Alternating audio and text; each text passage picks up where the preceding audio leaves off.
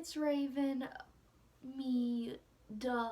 But today is going to be the first episode of a new series I'm doing called Terrible Thoughts. And in this series, we're going to be talking about serial killers. This is going to be a serious series. I want to be respectful to the families, the victims, just everyone involved. It's a terrible situation because right now we're going to be talking about Jeffrey Dahmer. And that's a really disturbing case to look at, and I'm going to be telling you guys about it. Jeffrey is one of the most well-known serial killers ever. He was 6 foot tall, died at 34 years old, and was born May 21st, 1960. So he grew up in that era where there was a lot of abuse of substances, which you can see later on in his life when he develops a dependence on alcohol. Jeffrey had a lot of mental illness going on.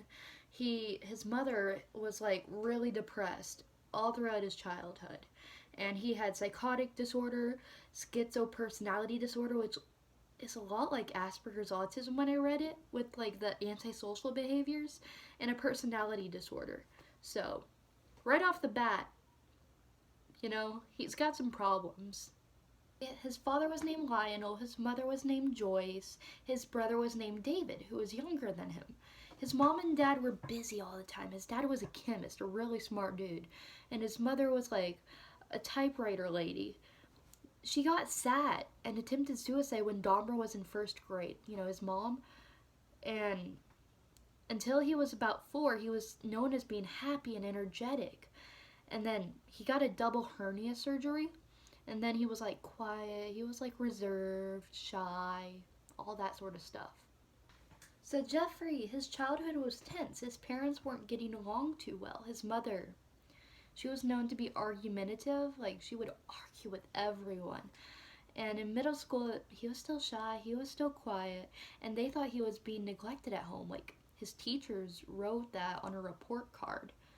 And this was around the time where he discovered he loved dead things. He would steal roadkill off the streets. It started small. He would just preserve butterflies and dragonflies and all that jazz. But no, it escalated to dogs and raccoons and deer and stuff like that. Wildlife that got hit by cars. And his dad was a chemist. I think it was a biochemist.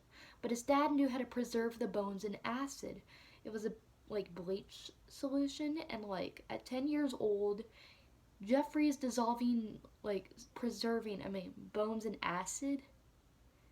That's not a good sign, bro. But his parents, they didn't really recognize that, because his dad was a father. He was he had that mentality where it's oh, my kid is showing interest in what I do for a living. That's cool. But really, it wasn't. Okay, so high school comes around. Jeffrey's drunk. He's gay. And he is overall he's not doing good. He's just he's struggling. Mentally, he gets to be around 16. He starts having fantasies about sexually abusing this guy who runs by his house every day. He's a jogger. And the day comes when he's finally yo, I'm gonna do this. But the jogger doesn't run by, and he's you know what? I'm gonna suppress this for a while. Another thing I want to point out is there's some misinformation saying he was never he was a social outcast all throughout high school. But really, he joined band for a small period of time, and he was good at tennis. But overall, he was kind of an outcast, but people would laugh at him. He was a class clown because he would pretend to have cerebral palsy, and he would try to act retarded and stuff. He was all over the place. He would make random sounds, and they'd be oh, Dahmer. So Jeffrey Dahmer's parents never had the ideal marriage. It left the wife unfulfilled, wanting attention, and I'm sure that had some sort of terrible effect on the husband.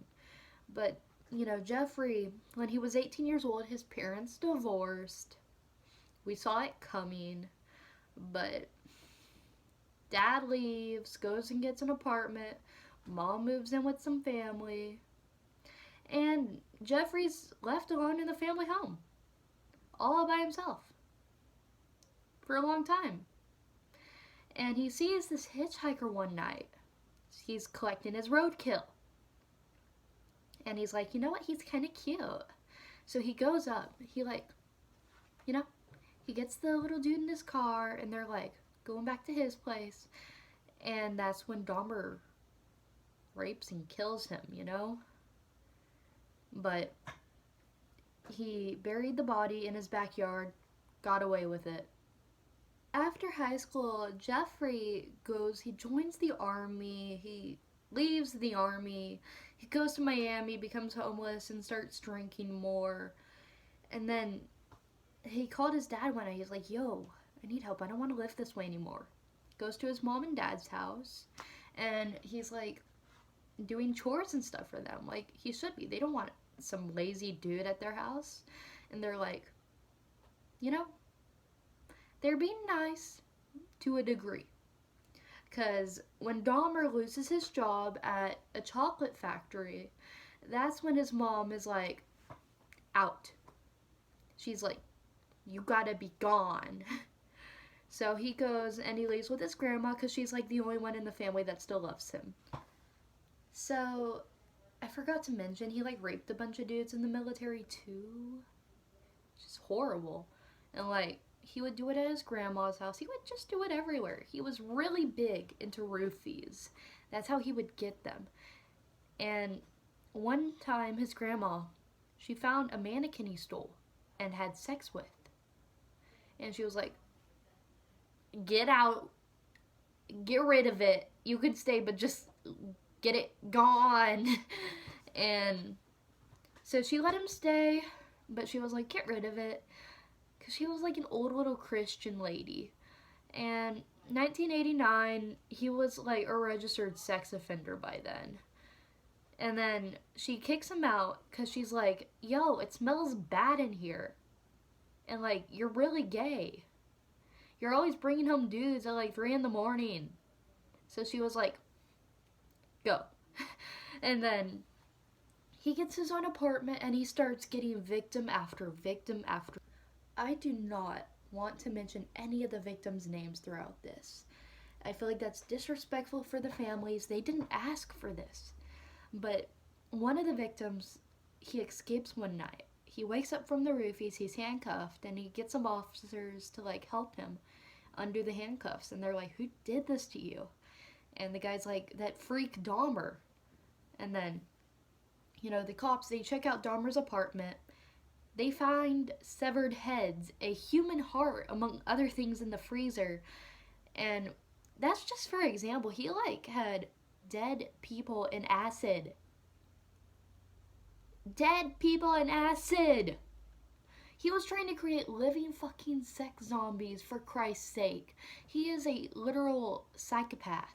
So after he's arrested, he's beat to death in prison by this one dude. I forgot his name. But yeah, he has 17 known victims and he died at the age of 34.